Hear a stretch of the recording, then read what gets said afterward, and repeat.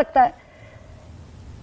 देखिए, माना जाए कि नहीं माना जाए, कल जो वोट हो रहा है, 7 क्षेत्रों में चुनाव हो रहा है, ये चुनाव में 22 सीट जो 7 सीट का चुनाव हो रही है, इसमें 4 सीट मिला तृणमूल को और 3 सीट मिला बीजेपी को। तो कल जो लड़ाई हो रहा है, ये लड़ाई तृणमूल और बीजेपी की ओर से हो रहा है। Trinamool versus BJP, nothing else. And Trinamool 22 seat मिला पिछले लोकसभा इलेक्शन में 2019 में, और बीजेपी को मिला 18 सीट और 2 सीट मिला कांग्रेस को। तो सवाल यह है कि अब बीजेपी क्या 18 से 25-30 सीट मिल पाएंगे इस बार?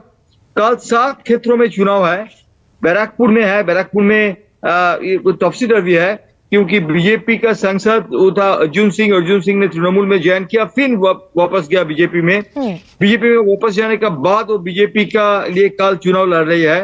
लेकिन जो क्षेत्र में हम लोग का नजर सबसे ज्यादा होगा वो है हुगली में लॉकेट चैटर्जी और Rachna Banerjee, 2 celebrities are vying for each other. And Rachna Banerjee वो है हुगली में जो है वो दीदी नंबर 1 एक सीरियल्स करने से पहले लॉकेट का सीट है, वो बीजेपी का लॉकेट जो है, लॉकेट सीट रह सकता है, लेकिन रचना सीट वो ग्रैब कर लेगा, ये साल ज्यादा है। नहीं, लेकिन एक सेकंड जयंत, ये बताइए कि हमने पिछले चुनाव में बीजेपी वर्सेस टीएमसी को देखा। टीएमसी एक राज्य की पार्टी, बंगाल की, टीएमसी 22 सीटें, और बीजेपी जिसका कैडर पिछले चुनाव में नहीं था वो 2 से 18 पर पहुंची। तो क्या जब अमित शाह ये कहते हैं कि इस बार 35 सीटों का टारगेट है, वो अचीवेबल दिखता है क्या बंगाल में?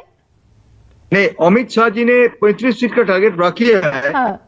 लेकिन 35 सीट मिलना आसान नहीं है, क्योंकि कल जो लड़ाई हो रहा है 7 क्षेत्रों में, ये 7 क्षेत्रों में 4 तृणमूल टीएमसी को उससे आया है और 3 बीजेपी को आया है। तो बीजेपी को लक्ष्य होगा कल जो 4 सीट तृणमूल का था उससे कुछ लेना।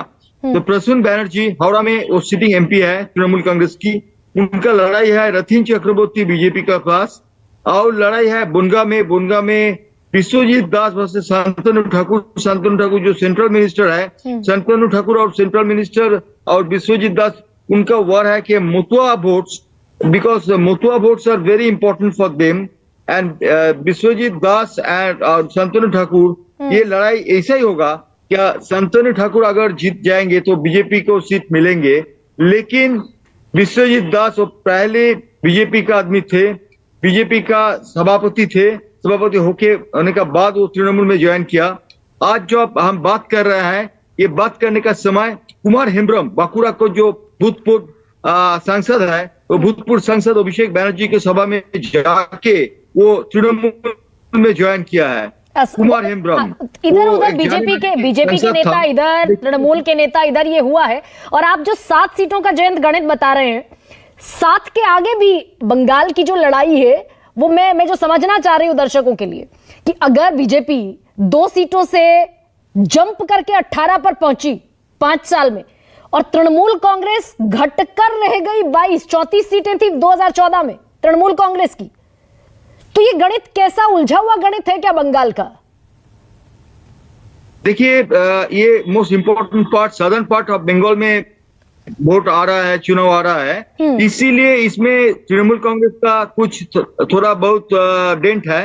लेकिन बीजेपी इस साल क्या करेगा, इसके मतलब तृणमूल कांग्रेस ने करप्शन के लिए बहुत भारी है उनका असर, और इसीलिए बीजेपी करप्शन को टारगेट किया है।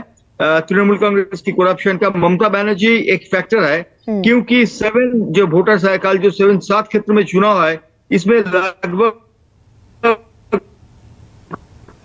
करप्शन मुद्दा बनाने की कोशिश की है भारतीय जनता पार्टी ने बंगाल में। संजय, अब जो 164 सीटें हम बात कर रहे हैं कि भाई 2/3 चुनाव हो गया, और 2/3 चुनाव में बहुमत भी आ गया, जैसे देश के गृह मंत्री कह रहे हैं, इधर जयराम रमेश कह रहे हैं कि 4 जून को निवर्तमान प्रधानमंत्री हो जाएंगे नरेंद्र मोदी।